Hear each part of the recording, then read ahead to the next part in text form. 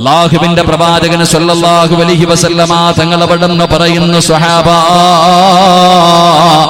ആണുങ്ങളെല്ലാവരും അല്ലാഹുവിന്റെ പ്രവാചകന്റെ പുറകിൽ നിന്നുകൊണ്ട് പടച്ച റബ്ബിന്റെ അനുഗ്രഹങ്ങൾ കൊണ്ട് നിറച്ച സ്വർഗമുണ്ടല്ലോ, ആ സ്വർഗത്തിലേക്ക് എല്ലാവരും കടന്നു പോകുമ്പോൾ അല്ലാഹുവിന്റെ റസൂല് പറയുന്നു, സ്വഹാബത്തേ,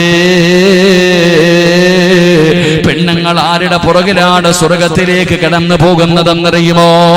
അല്ലാഹുവിന്റെ പ്രവാചകൻ അവിടെന്ന് പറയുകയാണ്, നാളെ പടച്ച റബ്ബിന്റെ സ്വർഗത്തിലെ നേതാക്കന്മാരായ 4 പെണ്ണുങ്ങളെ കുറിച്ച് അല്ലാഹുവിന്റെ പ്രവാചകൻ അവിടെന്ന് പഠിപ്പിച്ചു തരികയാണ്.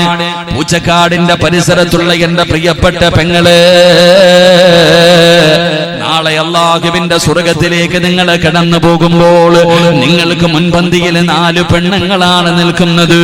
ആ പെണ്ണുങ്ങളുടെ പുറകിലാണ് നിങ്ങൾ സ്വർഗത്തിലേക്ക് കടന്നു പോകേണ്ടത്.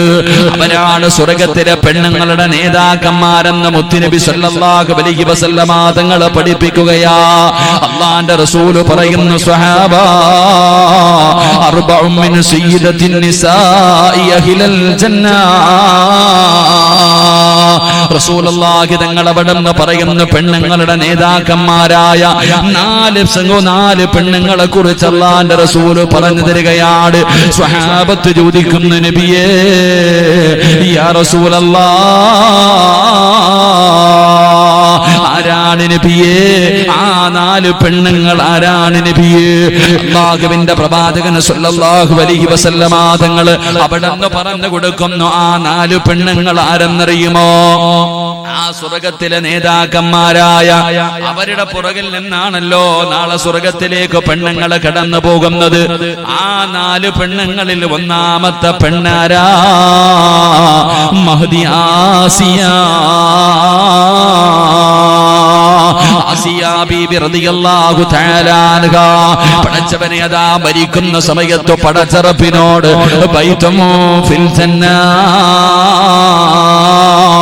അല്ലാഹുവേ, എനിക്ക് സ്വർഗത്തിൽ ഒരു കൊട്ടാരം തരണേ, എനിക്ക് സ്വർഗം തരണേ എന്ന് പടച്ച റബ്ബിനോട് ചോദിച്ചിട്ട് പോയ ഫിർഔനുണ്ടല്ലോ, ആ ഫിർഔനിന്റെ ഭാര്യയായ മഹ്ദി ആസിയ, ആസിയ ബീബി റളിയല്ലാഹു തആല അൻഹാ അതാ പ്രവാചകൻ അവിടെന്ന് രണ്ടാമതായി പറയുകയാണ്, രണ്ടാമത്തെ പെണ്ണേതെന്നറിയുമോ?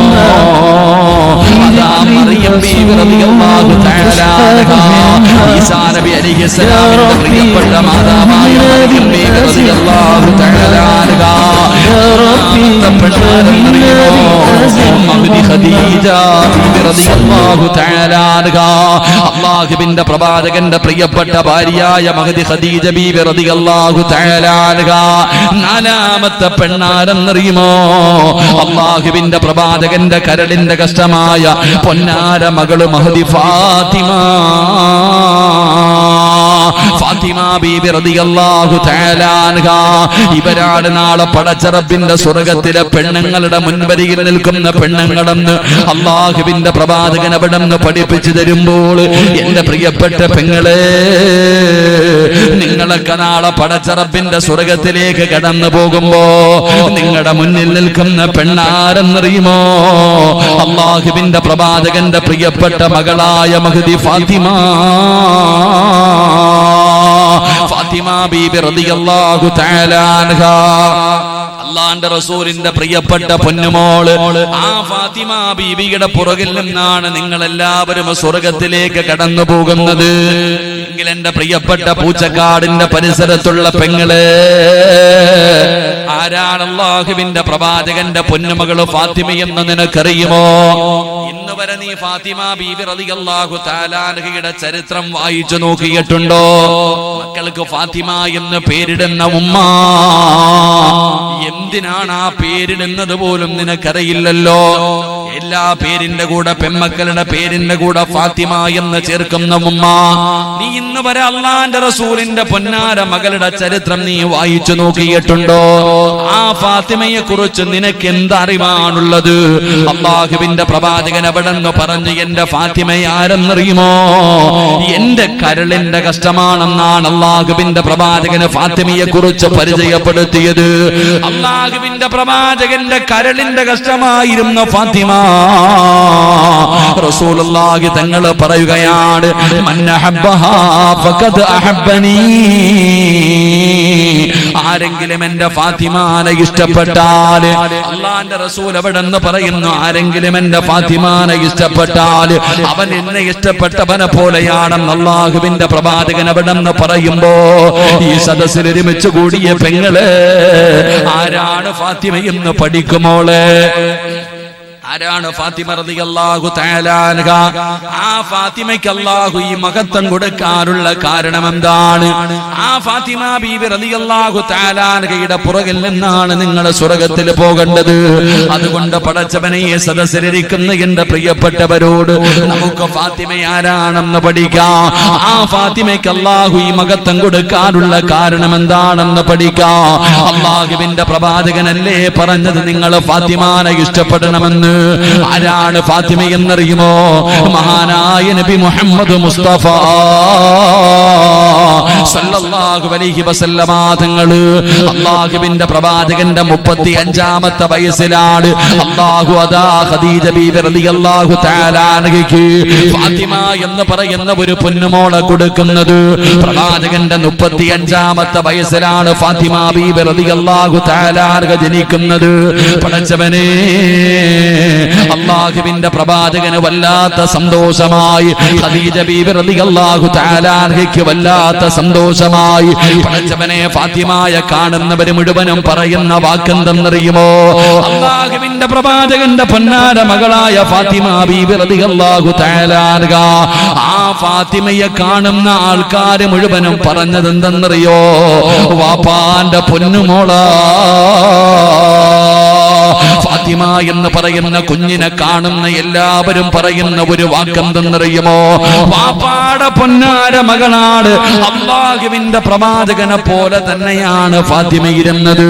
ഫാത്തിമയുടെ സ്വഭാവമാകുവേ അവിടുന്ന് ആയിഷ ബീബി റളിയല്ലാഹു തആല അൻഹ അവിടുന്ന് പറയുന്നുണ്ട്, അല്ലാഹുവിന്റെ പ്രവാചകനെ പോലെ സാദൃശ്യമുള്ള ഫാത്തിമയല്ലാതെ മറ്റൊരാളെയും ഞാൻ എന്റെ ജീവിതത്തിൽ കണ്ടിട്ടില്ല എന്ന് അല്ലാഹുവേ മഹ്ദിയായ ആയിഷ ബീബി റളിയല്ലാഹു തആല അൻഹ പോലും പറയുമ്പോ, അല്ലാഹുവിന്റെ പ്രവാചകന്റെ മുഖം എങ്ങനെയാണ്, പ്രവാചകന് ചിരിക്കുന്നത് എങ്ങനെയാണ്, പ്രവാചകൻ നടക്കുന്നത് എങ്ങനെയാണ്, പ്രവാചകൻ ഇരിക്കുന്നത് എങ്ങനെയാണ്. പടച്ചവനെ, ഫാത്തിമ ബീബി റളിയല്ലാഹു തആല അൻഹ നടന്നു വരുന്നത് കണ്ടാ അല്ലാഹുവിന്റെ പ്രവാചകൻ നടന്നു വരുന്നത് പോലെയാണ്. കാണുന്നവർ മുഴുവനും ഇത് തന്നെയാണ് പറയുന്നത്. ഫാത്തിമ ബീബി റളിയല്ലാഹു തആല അൻഹയെ കാണുന്നവർ മുഴുവനും പറയുകയാണ്, ഫാത്തിമയ്ക്ക് വാപ്പയുടെ രൂപമാണ്, ഫാത്തിമയ്ക്ക് വാപ്പയുടെ രൂപമാണ്. ഖദീജ ബീബി റളിയല്ലാഹു തആല അൻഹയോട് കാണുന്ന പെണ്ണുങ്ങൾ മുഴുവനും പറയുന്നത്, ഖദീജ അതാ ഫാത്തിമ വാപ്പയെ പോലെയാണ് ഇരിക്കുന്നത്. അങ്ങനെ പടച്ചവനെ, അല്ലാഹുവിന്റെ പ്രവാചകന് ഫാത്തിമയോട് വല്ലാത്ത ഇഷ്ടമായി, ഒരു പ്രത്യേക സ്നേഹമായി. പടച്ചവനെ, ഖദീജ ബീബി റളിയല്ലാഹു തആല അൻഹ, ഖദീജ ബീവിക്കും തന്റെ പൊന്നാര മകളോട് വല്ലാത്ത സ്നേഹമായിരുന്നു. പടച്ചവനെ, അതാ ഒരുപാട് അല്ലാഹു സമ്പത്ത് കൊടുത്തിട്ടുണ്ട്. ഖദീജ ബീബി ഒരുപാട് സമ്പത്തുള്ളവളായിരുന്നു. അങ്ങനെ അല്ലാഹുവിന്റെ പ്രവാചകനും ഖദീജ ബീവിയും ഫാത്തിമ ബീവിയും എല്ലാവരും വളരെ സന്തോഷത്തോടുകൂടി ഇങ്ങനെ നടക്കുകയാണ്. എവിടെ ചെന്നാലും ഫാത്തിമയ്ക്ക് വല്ലാത്ത ഒരു സ്ഥാനമാണ്. കാരണം അല്ലാഹുവിന്റെ പ്രവാചകന്റെ പൊന്നുമോളാണല്ലോ. അല്ലാഹുവിന്റെ പ്രവാചകനെ എല്ലാവരും അല്ലമീൻ എന്നാണ് വിളിച്ചിരുന്നത്. എല്ലാവരും അല്ലാഹുവിന്റെ റസൂലിനെ വല്ലാത്ത ആദരവ് കൊടുത്തിരുന്നു, വലിയ മഹത്വം കൊടുത്തിരുന്നു. അതുകൊണ്ട് വാപ്പാടെ കയ്യിൽ പിടിച്ച് ഫാത്തിമ എന്ന് പറയുന്ന പൊന്നുമോൾ ഇങ്ങനെ നടക്കുകയാണ്. ഉമ്മാനോടുള്ള സ്നേഹത്തിനെക്കാളും ഫാത്തിമയ്ക്ക് വാപ്പയോടാണ് സ്നേഹം. എപ്പോഴും വാപ്പാടെ കൂടെ ഇങ്ങനെ നടക്കുകയാണ്. പടച്ചവരെ, എങ്ങനെ വർഷങ്ങൾ കഴിഞ്ഞുപോയി. അല്ലാഹുവേ, ഏകദേശം 5 കൊല്ലം കഴിഞ്ഞപ്പോ 40ാമത്തെ വയസ്സിൽ അല്ലാഹുവിന്റെ പ്രവാചകന്റെ മുന്നിലേക്ക് മുഖറബുൽ അംലാഖ് മലക്ക് ജിബ്രീൽ അലൈഹിസ്സലാം കടന്നു വരികയാണ്. അതാ പരിശുദ്ധമായ ഖുർആനുമായി കടന്നു വന്നു. അല്ലാഹുവിന്റെ പ്രവാചകന് 40ാമത്തെ വയസ്സിൽ നുബൂവത്ത് കിട്ടിക്കഴിഞ്ഞപ്പോ അതാ എന്റെ നാട്ടുകാരോട് ഖുറൈശികളോട് അല്ലാഹുവിന്റെ പ്രവാചകൻ ചെന്നിട്ട് പ്രബോധനം തുടങ്ങുമ്പോ അല്ലാഹുവേ ഇന്നലെ വരെ ആദരിച്ചവരുണ്ടല്ലോ, ഇന്നലെ വരെ സ്നേഹിച്ചവരുണ്ടല്ലോ, ഇന്നലെ വരെ അല്ലമീൻ എന്ന് വിളിച്ചവരുണ്ടല്ലോ. അല്ലാഹുവിന്റെ പ്രവാചകൻ ഏകദൈവ വിശ്വാസമെന്ന പ്രബോധനവുമായി തന്റെ സമൂഹത്തിന്റെ മുന്നിലേക്ക് കടന്നു ചെന്നപ്പോൾ പഠിച്ചവനെ എല്ലാവരും അവിടെ നിന്ന് അല്ലാഹുവിന്റെ പ്രവാചകനെ അടിയോടിക്കുകയാണ്. പ്രവാചകൻ അവിടെ നിന്ന് കളിയാക്കുകയാണ്, അവിടെ നിന്ന് കുറ്റപ്പെടുത്തുകയാണ്. പഠിച്ചവനെ പിന്നെ അതാ പീഡനങ്ങളുടെ കാലം തുടങ്ങുകയാണ്. ഫാത്തിമ ബീബി റളിയല്ലാഹു തആല അൻഹ വാപ്പയെ പോലെ തന്നെയാണ് ഫാത്തിമ ഇരിക്കുന്നത്. നമ്മുടെ മക്കളെ കാണുമ്പോ കാണുന്നവര് പറയും, ഒന്നുകിൽ പറയും അവൻ ഉമ്മാനെ പോലെയാ, അവൻ ഉമ്മാടെ രൂപമാണ്, അല്ലെങ്കിൽ വാപ്പയുടെ രൂപമാണ്. ഫാത്തിമ എന്ന് പറയുന്ന പൊന്നുമോളെ കാണുന്നവര് മുഴുവനും പറയും വാപ്പാനെ വരച്ചു വെച്ചിരിക്കുകയാ. അങ്ങനെ പറയുന്നത് കേട്ടപ്പോ റസൂലുള്ളാഹിന് വല്ലാത്ത സന്തോഷമായി. ഫാത്തിമ ബീവിയെ കാണുമ്പോ എല്ലാവരും അങ്ങനെ പറയുന്നത് കാരണം ഉമ്മയായ ഖദീജ ബീവിക്കും ഒരു പ്രത്യേക സ്നേഹമായി. പടച്ചവനെ അങ്ങനെ 5 വർഷക്കാലം സന്തോഷത്തോടു കൂടി കഴിയുകയാ.